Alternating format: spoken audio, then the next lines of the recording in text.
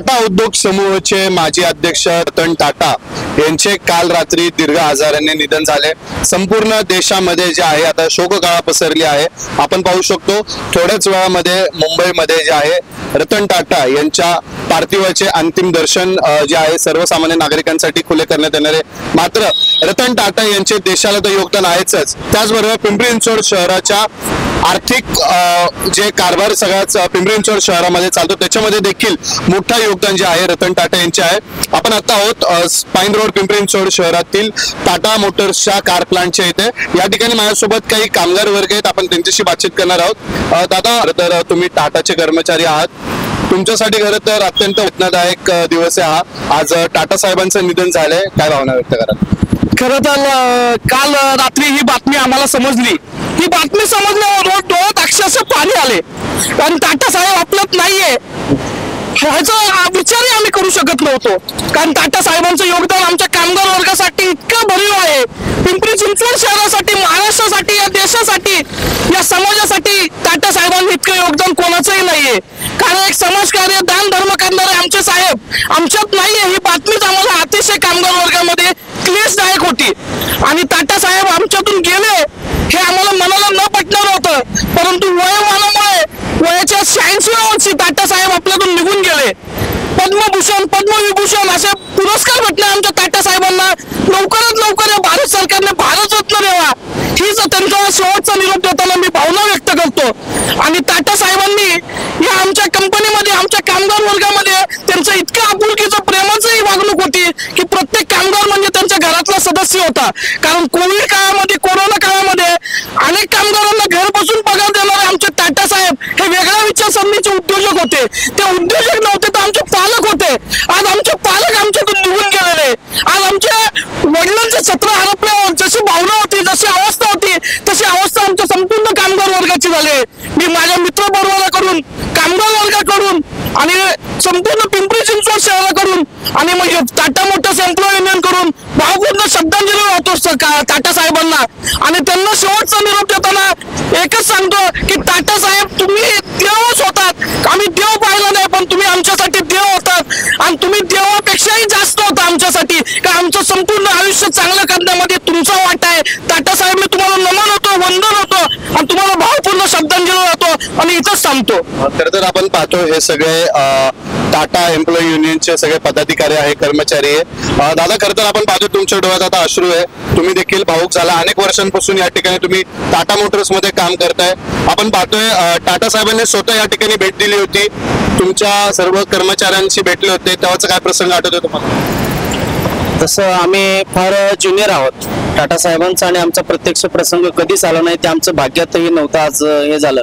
परंतु आता मी अगदी सांगू शकेल की खऱ्या अर्थानं हा दुःखाचा डोंगर आमच्यावरती नसून अख्ख्या भारतीय वासीवरती आहेत। लाखो करोडो अनेक लाखो करोडो लोकांचा पालन करता आज आमचे कुटुंब प्रमुख आदरणीय वंदनीय टाटा साहेब होते, ते आम्हाला अशा वेळी सोडून गेले। आम्हाला ते दुःख ना शब्दात सांगता येतं, ना आम्ही ते सहन करू शकत नाही।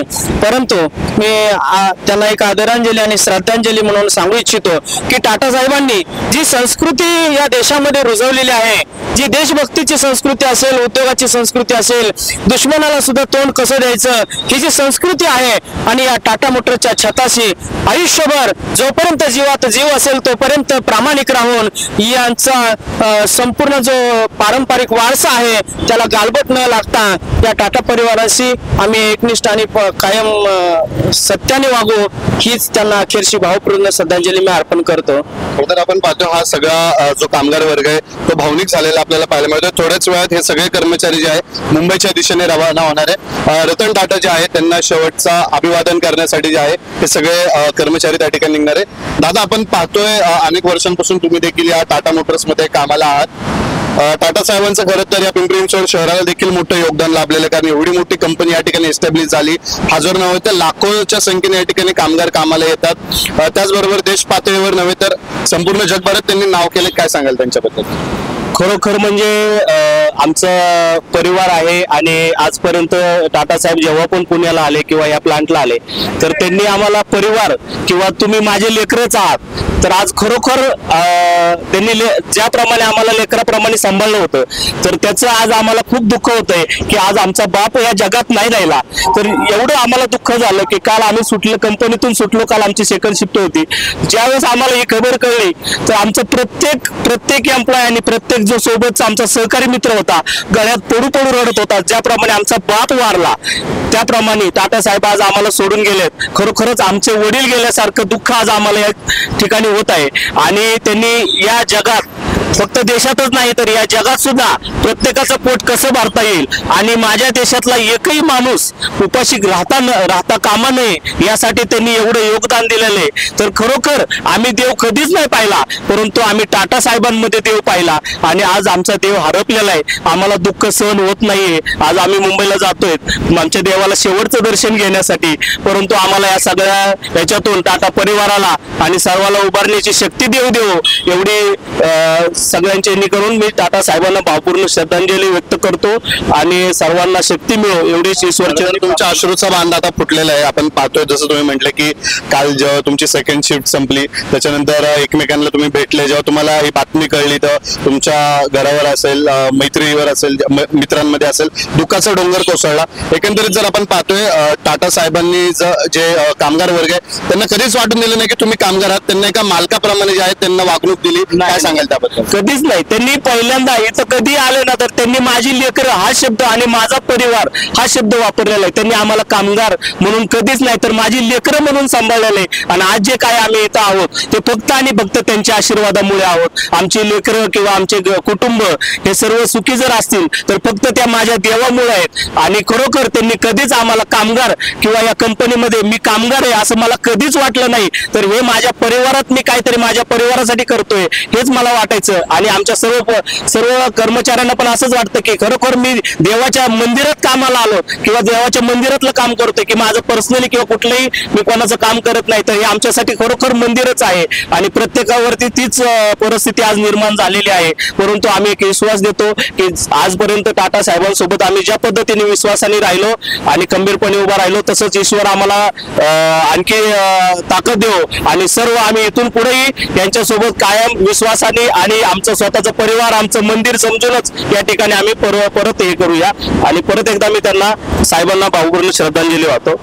निश्चितच आपण पाहतोय हा सगळा जो आहे टाटा एम्प्लॉई युनियनचा सगळा कर्मचाऱ्यांचा संघ आहे. या ठिकाणी ते मोठ्या प्रमाणात भावूक झालेला आपल्याला पाहायला मिळतंय. काल संपूर्ण देशभरात जी आहे ही बातमी वेगाने पसरली की रतन टाटा आता राहिले नाही, त्यांचं निधन झाले. आणि त्या अनुषंगाने जर आपण पाहिलं तर हे सगळे कर्मचारी वर्ग जे आहे आता मुंबईच्या दिशेने रवाना होत आहेत.